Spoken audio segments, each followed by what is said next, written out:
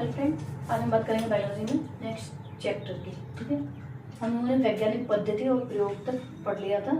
अब आगे बात करते हैं प्रयोग की खोज हो जाती है तो उसको क्या कहते हैं।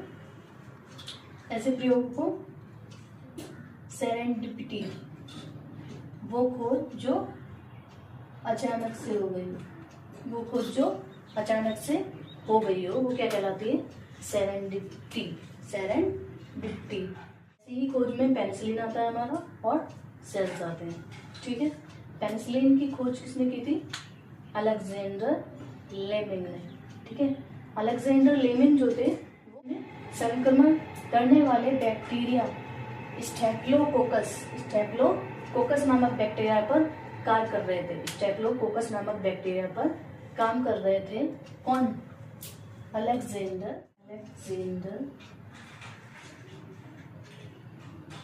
लेमिन। अलेक्जेंडर लेमिन ये किस पर काम कर रहे थे?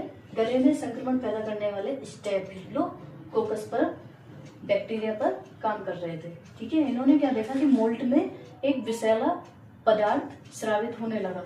क्या देखा? मोल्ड में एक विषैला पदार्थ स्रावित होने लगा जो जीवाणुओं की वृद्धि को रोक रहा था। जो मोल्ड में विषैला पदार्थ इन्होंने देखा स्रावित होते हुए, वो क्या कर रहा था? जीवाणुओं की वृद्धि को रोक रहा था। ठीक है, जिसको इन्होंने किसका नाम दिया? पेनिसिलिन का। किसका नाम दिया? पेनिसिलिन का। पेनिसिलिन बहुत सारे बैक्टीरियल रोगों में इसका यूज होता है। ठीक है, नेक्स्ट आता है हमारा कोशिका। कोशिका की खोज किसने की थी? रॉबर्ट हुक ने। किसने की थी? रॉबर्ट हुक ने। किसने? रॉबर्ट हुक ने। कब की थी? 1665 में। कब की थी? 1665 में। ठीक है, लेकिन ये कोशिका का सिद्धांत किसने दे दिया? स्लीडन और स्वान नामक वैज्ञानिकों ने क्या कर दिया? कोशिका का सिद्धांत दे दिया। रॉबर्ट हुक क्यों नहीं दे पाए? क्योंकि रॉबर्ट हुक उन सिद्धांतों के इस कोशिका के बारे में और ज्यादा डिस्कवर करने लगे। ठीक है, और ज्यादा जानकारी इसकी एकत्रित करने लगे, जिस कारण वो कोशिका का सिद्धांत नहीं दे पाए। बस इन्होंने क्या करी थी? इसकी खोज की थी। ठीक है, स्लीडन और स्वान ने क्या किया था? कोशिका का सिद्धांत दिया था। ठीक है, जीवन का आणविक आधार, इसकी बात करते हैं। सजीवों का शरीर बहुत सारे कार्बनिक यौगिकों से मिलकर बना। इससे कार्बनिक यौगिकों से बहुत सारे कार्बनिक यौगिक होते हैं जिनसे सजीवों का शरीर बना होता है। जैसे कुछ बताते हैं, जैसे वसा,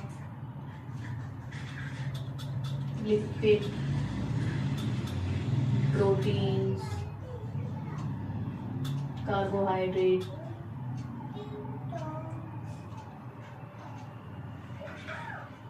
और भी बहुत सारे। ठीक है, तो जो सजीव है उनका शरीर किससे बना होता है? बहुत सारे कार्बनिक यौगिकों से। किसका शरीर बना होता है? सजीवों का शरीर। ये कार्बनिक, ये वसा, लिपिड, प्रोटीन्स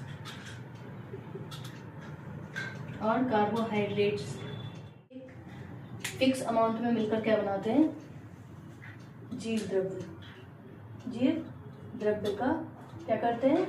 फॉर्मेशन करते हैं या निर्माण करते हैं।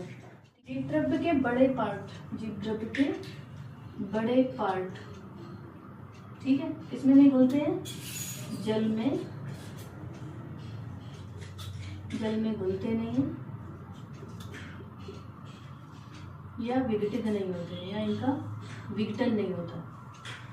जीव द्रव्य के बड़े पार्ट का जल में विघटन नहीं होता है, जल में घुलते नहीं है, तो ऐसे मिक्सचर को क्या कहते हैं? कोलाइडी घोल। कोलाइडी पार्ट, सपोज करिए ये कोई बीकर है, इसमें जीव द्रव्य भरा हुआ है। क्या भरा है? जीव द्रव्य। ठीक है, क्या भरा है? जीव द्रव्य, ठीक है। इसमें क्या होगा, जो बड़े बड़े पार्ट्स होंगे वो जल में क्या होंगे, घुलेंगे नहीं, जल में घुलेंगे नहीं। जो बड़े पार्ट्स हैं जीव द्रव्य के, जो छोटे पार्ट्स हैं वो तो घुल जाएंगे, लेकिन जो बड़े पार्ट्स हैं वो जल में नहीं घुलेंगे, ठीक है। तो वो दिखेंगे इस टाइप के टुकड़े होंगे, तो छोटे छोटे, फिर में वो घुल जाएंगे, और जो बड़े पार्ट्स में वो घुलेंगे नहीं। तो ये सॉल्यूशन हमारा क्या कहलाएगा, कोलाइडी सॉल्यूशन, ठीक है। क्या कहलाएगा, कोलाइडी। करते हैं हम एनर्जी की। एनर्जी किसे कहते हैं, कार्य करने की क्षमता को हम क्या कहते हैं, एनर्जी। कार्य करने की शक्ति को, क्षमता को क्या कहते हैं हम, एनर्जी। जिससे हमें क्या होता है, गति मिलती है, जिससे हमें गति मिलती है उसको हम क्या कहते हैं, एनर्जी।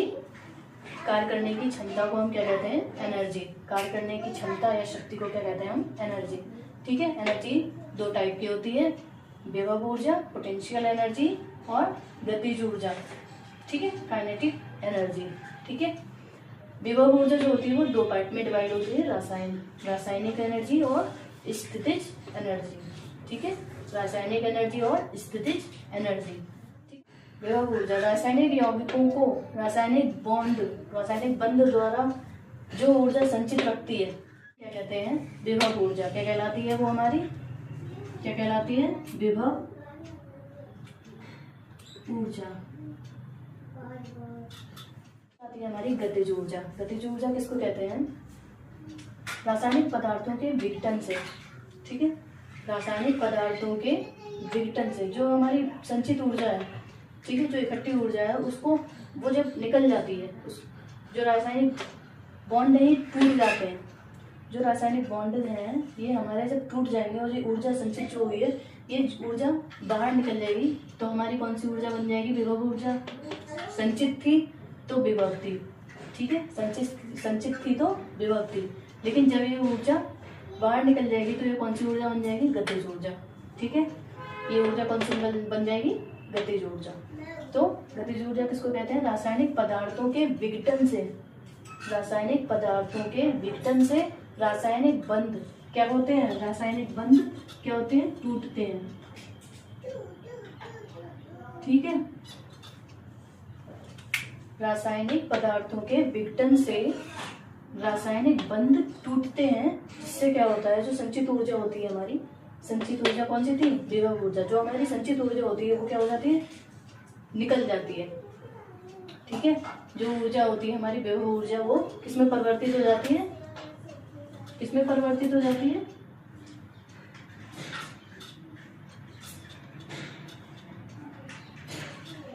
परिवर्तित हो जाती है किसमें, गतिज ऊर्जा में। किसमें, गतिज ऊर्जा में।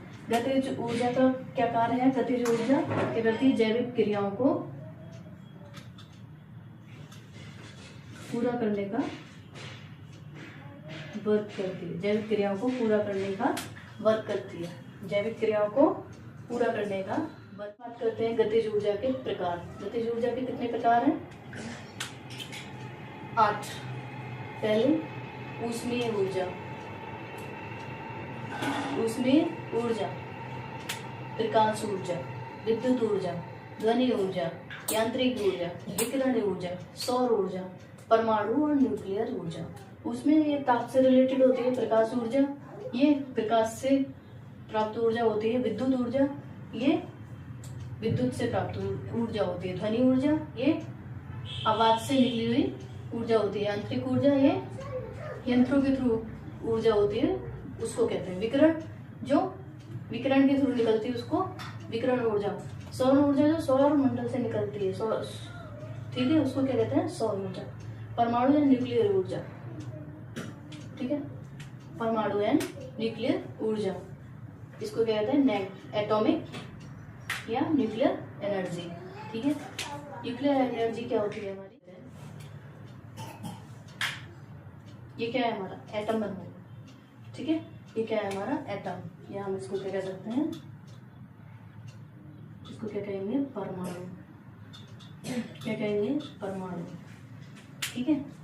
परमाणु के नाभिक, ये क्या है, न्यूक्लियस लिखा है, ये क्या है हमारा,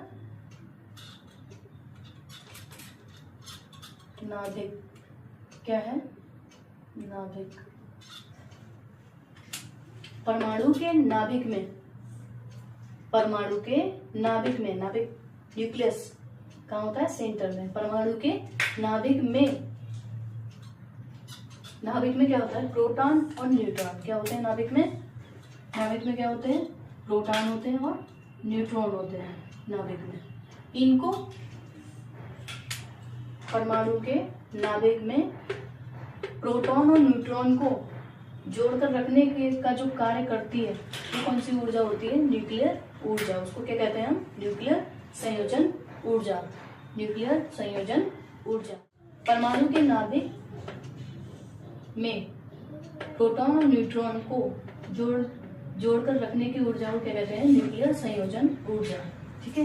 नेक्स्ट बात करते हैं, टूटने पर परमाणु के न्यूक्लियस के दो पार्ट होते हैं, जिससे कौन सी एनर्जी रिलीज होती है?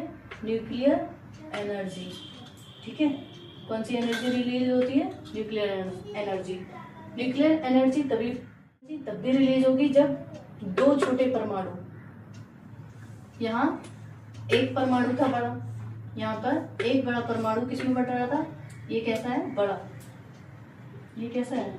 बड़ा। और ये कैसे है? छोटे छोटे। ठीक है। जब परमाणु का न्यूक्लियस बड़ा होगा और वो दो छोटे छोटे पार्ट्स में बटेगा, तो इसके न्यूक्लियस दो पार्ट में बट जाएंगे, तो जो एनर्जी रिलीज होगी वो क्या हो जाएगी? कौन सी एनर्जी होगी? Nuclear energy. ये बड़ा है तभी तो पार्ट में बटा, बड़ा है इसके दो पार्ट हो जाए। ठीक है। तो क्या होगा? इसके न्यूक्लियस जो है दो पार्ट में, छोटे छोटे पार्टों में बट जाते हैं, जिससे कौन सी एनर्जी रिलीज होती है? Nuclear energy. ठीक है। परमाणु के नाभिक को दो पार्ट में डिवाइड करने पर कौन सी एनर्जी रिलीज होती है? Nuclear energy. ठीक है। दो परमाणु के नाभिक के फ्यूजन से, संयोजन से, ठीक है, फ्यूजन से या संलयन से, ठीक है, क्या रिलीज होती? कौन सी एनर्जी? न्यूक्लियर एनर्जी रिलीज होती है। मतलब विघटन पे भी होगी, जब ब्रेक करेगा तब भी कौन सी एनर्जी रिलीज होगी? Nuclear energy. और जब फ्यूजन होगा तब भी कौन सी एनर्जी रिलीज होगी? Nuclear energy. ठीक है। और इस प्रक्रिया को क्या कहते हैं? Nuclear fusion. क्या कहते हैं? Nuclear fusion. एक परमाणु से दो परमाणुओं के बनने की प्रक्रिया को क्या कहते हैं? Nuclear fusion. ठीक है। दो परमाणु नाभिक के संलयन से कौन सी एनर्जी? Nuclear energy. परमाणु के पार्ट्स में बटने पर इसको क्या कहेंगे हम? Nuclear fusion. Nuclear fusion. ठीक है। ये प्रक्रिया क्या कहलाएगी हमारी? Nuclear fusion. क्या कहलाएगी ये? Nuclear fusion. परमाणु के दो पार्ट में डिवाइड होने को क्या कहते हैं हम? Nuclear fusion. ठीक है। आई होप आपको समझ में आया हो। प्लीज मेरे चैनल को सब्सक्राइब करिए, लाइक करिए and keep watching. Thank you. स्वस्थ रहिए, मस्त रहिए, हंसते रहिए।